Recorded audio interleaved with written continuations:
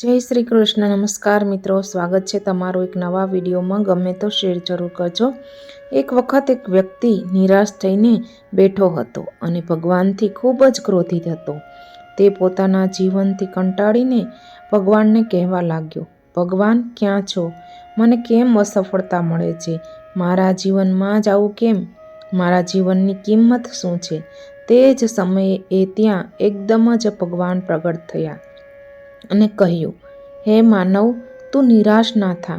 તારે તારા જીવનની સાચી કિંમત જાણવી છે ને? તો લે આ લાલ પથ્થર તને આપું છું. તેની કિંમત તું જાણી લાવ અને તને તારા જીવનની કિંમત સમજાઈ જશે. પરંતુ તે ધ્યાન રાખજે, તારે આ પથ્થરને વેચવાનો નથી.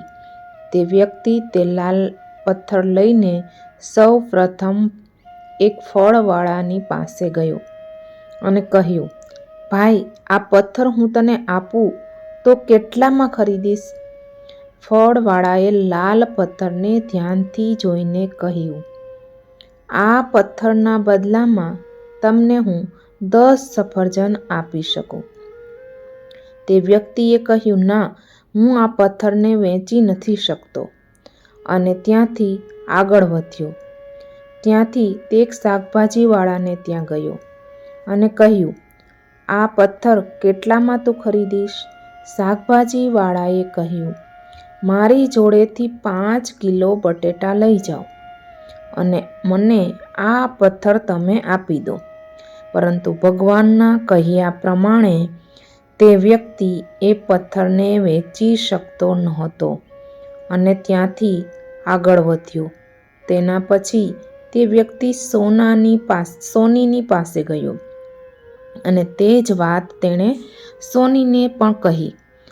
તે પથ્થરને ધ્યાનથી જોયો અને કહ્યું, હું તને આના 3 કરોડ રૂપિયા આપી શકું અને તું મને એ પથ્થર મને આપી દે. સોનાની આ વાત સાંભળીને તે ખરેખર ચોંકી ગયો હતો. તે વ્યક્તિએ માફી માંગી અને કહ્યું, ના, હું વેચી નહીં શકું. અને તે આગળ વધ્યો. તે આ લાલ પથ્થરને લઈને હીરા વેચવાવાળાની દુકાનમાં ગયો. હીરાના વેપારીને આ જ વાત તેણે કહી. હીરાના વેપારીએ એ પથ્થરનું ખૂબ જ ધ્યાનથી 10 થી 15 મિનિટ નિરીક્ષણ કર્યું અને એક રેશમી કપડું લીધું અને તે લાલ પથ્થરને તેની ઉપર મૂક્યો અને તે વ્યક્તિને નવાઈ પામતા કહ્યું, ભાઈ, આ તને ક્યાંથી મળ્યો છે? આ તો આ દુનિયાનો સૌથી અનમોલ રત્ન છે.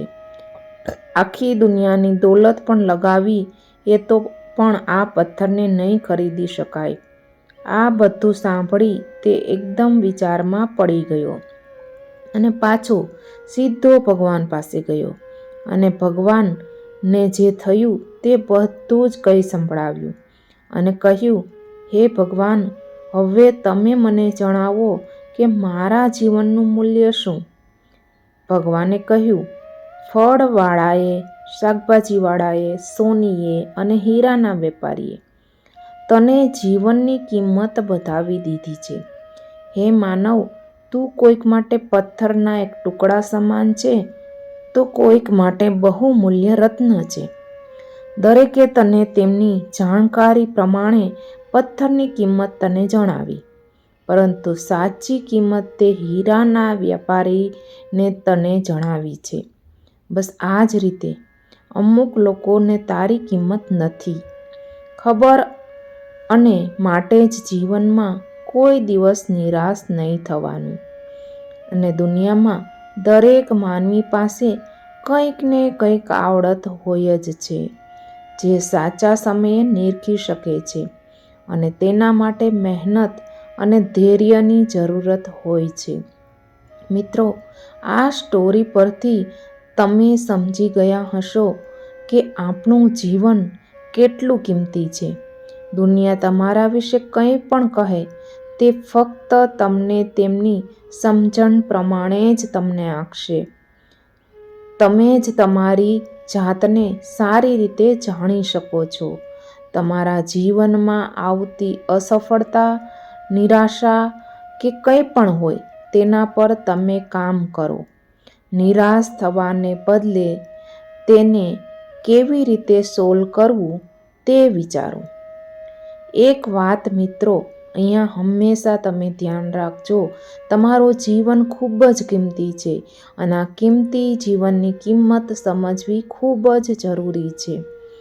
તો વિડીયો ગમ્યો હોય, આ વિડીયા પાછળનો સાર તમને ગમ્યો હોય તો તમારા ફ્રેન્ડ્સ અને ફેમિલી સાથે વિડીયો અચૂકથી શેર કરજો અને નવા હોય તો ચેનલને સબસ્ક્રાઈબ કરી દેજો અને વિડીયોને તમે લાઈક કરવાનું ભૂલી જતા હોવ છો તો પ્લીઝ લાઈક કરી દેજો. લાઈક એકદમ ફ્રીમાં છે, જેથી કરીને આવા વિડીયો બનાવવાનું મોટિવેશન અમને મળતું રહે. જય શ્રી કૃષ્ણ. મળીશું નવા એક સરસ મજાના વિડીયો સાથે.